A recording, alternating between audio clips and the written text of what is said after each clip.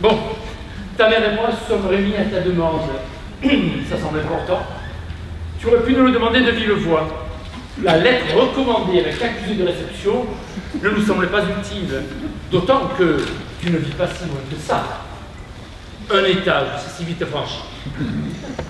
Bon, tu as des choses à nous dire, mais fais vite. Parce que ta mère est très inquiète. C'est 3 mois de psy que tu lui fous en l'air. Qu'as-tu dansé? Tu as trouvé un travail? Hein? Non, je plaisante.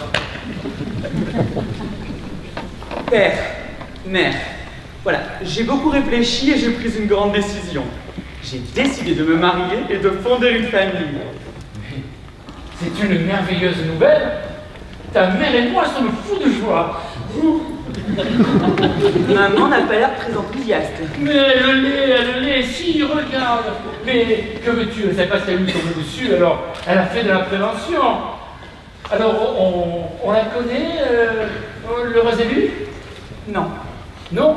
Ben, c'est une fille bien, bonne famille. Aucune idée. Aucune idée. Ben non. Mais tu l'as rencontrée il y a longtemps, en réel, sur le net. Mais enfin, je ne sais pas. Comment veux-tu que je sache? Je ne la connais pas. Tu ne la connais pas non plus? Ben. Voilà un détail fâcheux pour un aussi beau projet. Mais ce n'est pas mon problème. Comment c'est pas ton problème? Oui, c'est le vôtre. Comment ça, c'est le nôtre? Père, mère, j'ai décidé de retourner aux fondamentaux de la famille. J'attends que vous me présentiez une prétendante. Comment? Oui, c'est vous qui arrangez. Attends, si je comprends bien, tu souhaites qu'on revienne aux traditions de notre famille et qu'on revienne donc au mariage arrangé? C'est cela, oui. Non mais, cela fait 3 générations que nous avons pris l'habitude de nous marier par amour, sais-tu, comme de vulgaires ruptures. Ce n'est pas une raison. Comment c'est pas une raison? Oui, tu as raison. C'est comme le travail. Comment?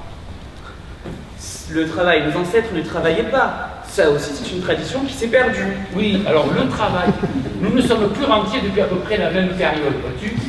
En revanche, cette tradition, j'ai l'impression que tu l'as bien retrouvée. Qu'est-ce que tu peux être conservateur?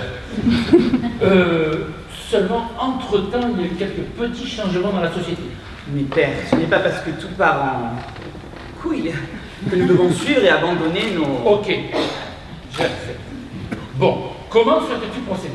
Ah, alors voilà, j'ai quelques options prioritaires.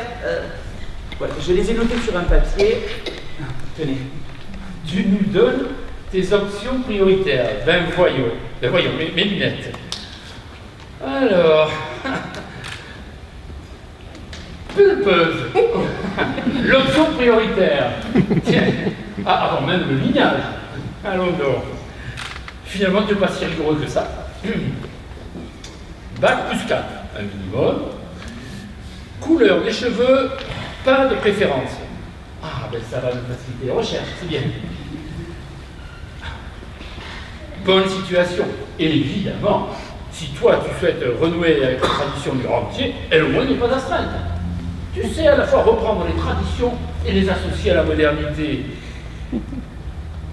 Que lis-je? Ah non. Tu exiges une dot? Ah non, là il faut que tu transiges là-dessus, c'est pas possible. Une dot, Juste une petite, c'est symbolique. oui, mais quand même, c'est... Et si elle est vraiment pulpeuse, est-ce que tu peux fermer les yeux? Ok. Bon. Vous avez déjà des choses à me présenter? Si j'ai déjà des choix à te proposer, Oui. bah écoute, tu me prends de court, mais écoute, je cherche, pas évident, la petite du tilleul, bac plus 12, famille aisée. Pulpeuse? Oui, pas vraiment.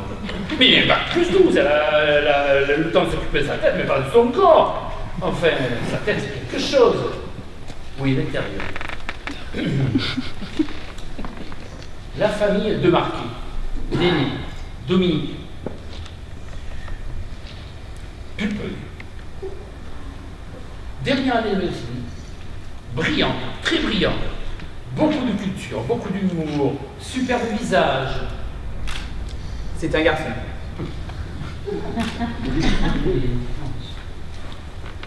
Dominique est un garçon.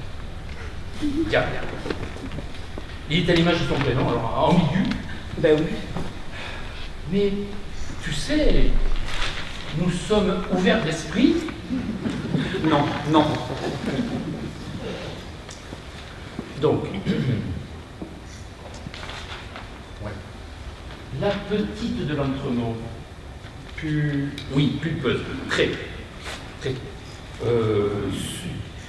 beaucoup de culture, beaucoup de classe, superbe. C'est bon pour moi, c'est bon. J'accepte. Oui, c'est allé plus vite que prévu. Hein. Par contre, il faudrait se dépêcher, hein. Tu sais qu'on s'occupe rapidement des formalités. Ben oui, j'aimerais qu'on se dépêche, puisque si d'autres personnes sont sur le même créneau... C'est bien, ma fille, si tu as du goût, eh bien, je pense qu'il y a plusieurs possibilités qui s'offrent à nous. Nous nous rendons chez elle et tu lui fais part de ton projet de mariage et nous annonçons vos fiançailles pour ce week-end. La deuxième option, on embauche quelqu'un pour l'enlever et on la marie dans un pays du tiers-monde. À mon avis, cette deuxième option est la plus réaliste. Mais enfin, père, j'ai l'impression que vous vous moquez de moi. Je me moque de toi. Tu entends, maman? Ouais. Elle dort, elle a bien préparé son truc. Voilà ce que je te propose. Tu vas te rendre chez la famille de l'entremont, tu rencontres le père et tu lui fais part de ton projet. S'ils acceptent, c'est nous qui paierons la dot. Est-ce bien convenable? Mais c'est totalement dans les traditions. Le prétendant doit se rendre chez le père de la future élue et lui demander sa main. La vénard. Bon, enfin, quelquefois qu'elle risque d'être un peu surprise par ta demande, étant donné que la dernière fois que vous êtes vus, tu portes encore des culottes courtes que tu mis régulièrement d'ailleurs. Je n'avais que 9 ans. Et par SMS. Oh non, sérieux. Et tu insistes bien sur la dot. Dis à son père que nous ne serons pas pusillanimes, voire même très généreux. On ne sait jamais. Tu es sûr? Mais oui, mon fils, mais oui. Vas-y, vas-y. Dépêche-toi, comme tu l'as dit. Hein? Eh bien, elle n'est pas du genre à rester longtemps sur le marché. Vas-y. Il faut arrêter de faire semblant. Si le père de l'entremont est toujours aussi caractériel, il va nous le calmer un peu. Sinon, je vais quand même appeler mon banquier. On ne sait jamais. Un coup de bol,